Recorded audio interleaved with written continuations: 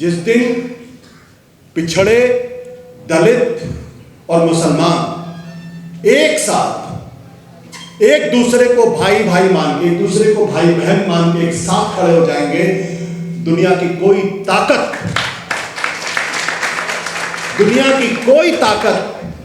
आपको दबा नहीं सकती। आज हम इसलिए दबे हुए हैं क्योंकि हम जातियों में बटे हुए हैं। हमारी पहचान दलित की कर दी गई, हमारी पहचान पिछड़ों की कर दी गई, हमारी पहचान कुर्मी की कर दी गई, कोयरी की कर दी गई है, गुप्ता की कर दी गई है, अग्रवाल की कर दी गई है, ब्राह्मण की कर दी गई, क्षत्रिय की कर दी गई है, और दलित तो है ही। ये एक सोची समझी एक साजिश। और ये जो वक्फ बोर्ड का सवाल है,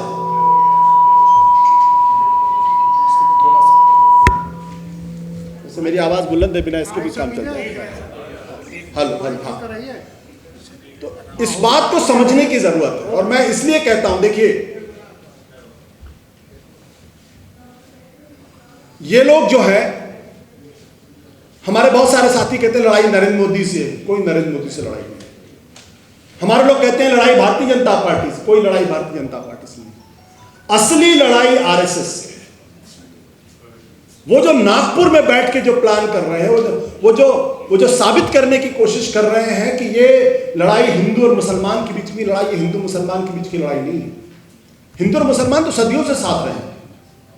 ये लड़ाई उनकी है जो हिंदुत्ववादी है, ये समझने की जरूरत है। और ये दरअसल में हिंदू भी नहीं है, ये भी मैं आपको बता दूं। और इसीलिए इनकी लड़ाई गांधी से होती है, इसीलिए इनकी लड़ाई पंडित जवाहरलाल नेहरू से होती है। क्योंकि जब जब ये समाज के अंदर नफरत फैलाने की कोशिश करते हैं, तब तब किसी कोने में खड़े हुए गांधी जी उनके सामने आ जाते हैं, कहते तुम गलत कर रहे हो,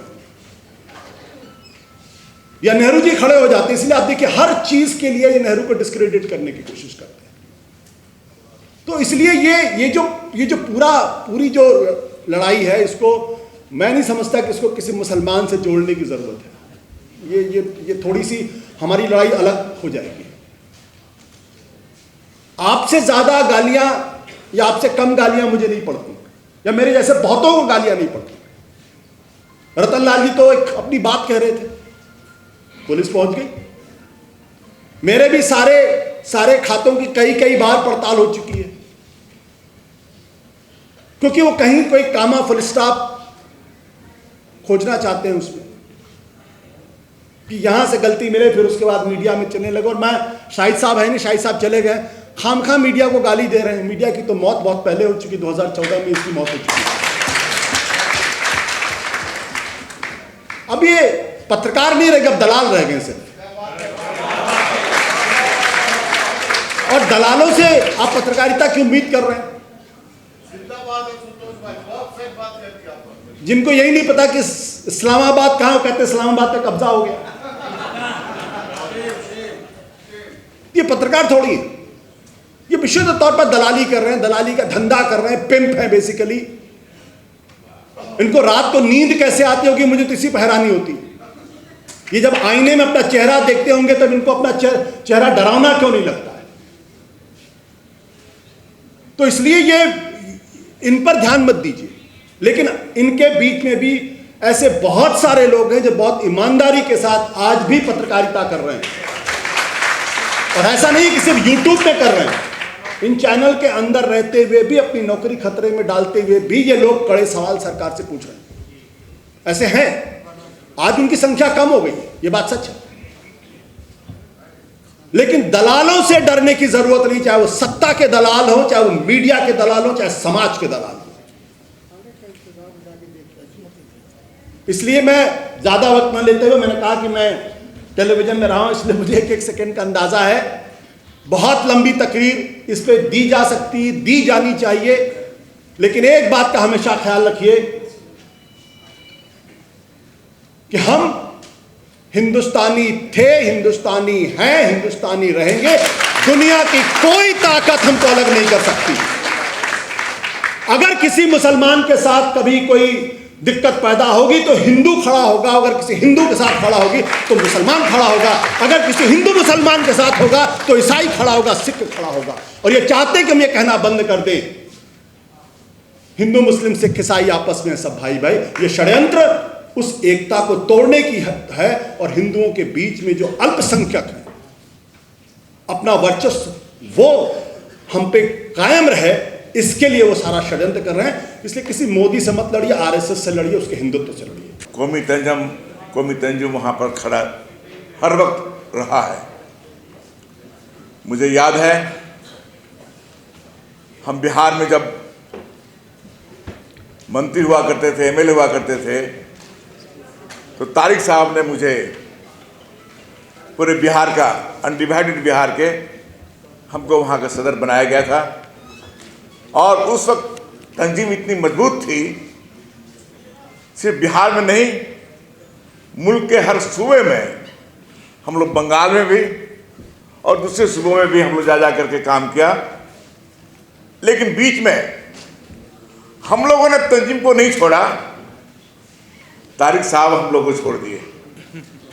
इसलिए मैं चाहूंगा कि आप इस तंजीम को मजबूत करिए। आज इसकी जरूरत है, आज इसकी जरूरत है हम लोगों को कि तंजीम मजबूत होगी तो देश मजबूत रहेगा। और जो नफरत, जो फिरकापरस्त जो बढ़ता जा रहा है, उसको कम करने में हम लोगों की बहुत बड़ी भागीदारी होगी, हम लोग काम कर सकेंगे। हम चाहते भी हैं कि यह तंजीम की बैठक पूरे सूबे में हो एक बार, और फिर इसके बाद ताल कटोरा में इसको एक बड़ा किया जाए, ताकि लोगों को ये मैसेज जाए कि तंजीम हर जगह खड़ा है, हर मुसीबत में तंजीम खड़ी है, इस देश के लिए, इस देश की मजबूती के लिए, इस देश के सेकुलरिज्म को बचाने के लिए। ये बात सही है, जिस देश में जाति और धर्म की लड़ाई हो,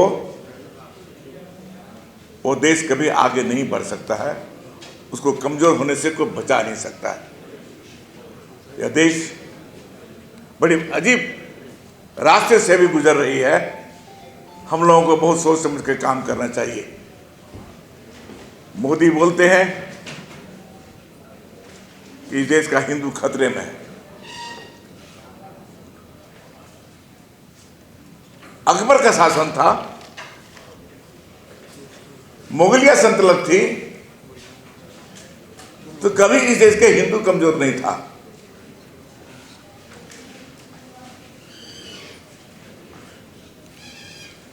फिर अंग्रेज का शासन आया, उस वक्त भी हिंदू कभी कमजोर नहीं हुआ। फिर कांग्रेस का शासन आया, पंडित जवाहरलाल नेहरू, इंदिरा गांधी से लेके मनमोहन सिंह तक कभी भी हिंदू यहां खतरे में नहीं था। नहीं हिंदू कभी कमजोर हुआ, न हिंदू खतरे में था। इवन अटल बिहारी वाजपेयी जी, जो बीजेपी के सबसे बड़े नेता, वो जब देश के प्रधानमंत्री बने, उस वक्त भी हिंदू खतरे में नहीं था। लेकिन मोदी जैसे ही इस देश का प्रधानमंत्री बना, हिंदू खतरे में पड़ गया। ये बात हमको सोचना पड़ेगा कि एक साजिश है, नफरत फैलाने की एक साजिश चल रही है। इस मंसूबे को खत्म करने की ताकत कांग्रेस पार्टी तो कर ही रही है, उसमें कौमी तंजीम की बहुत बड़ी भूमिका होगी, और उस साजिश को खत्म करने की हम लोग बहुत बड़ा काम करेंगे। इस कौमी तंजीम को मजबूत करने की जरूरत है। इसलिए मैं ज़्यादा वक्त ना लेते हुए मैं फिर से तारिक अनवर साहब से कहूँगा कि आप आगे बढ़िए, हम लोग आपके साथ हैं। और सभी पुराने साथियों को आपने जोड़ा इस बार, ये बहुत अच्छी बात है, क्योंकि आप ही हम लोग को छोड़ के चले गए थे। लेकिन अब छोड़िए नहीं, मजबूती से साथ खड़ा रहिए।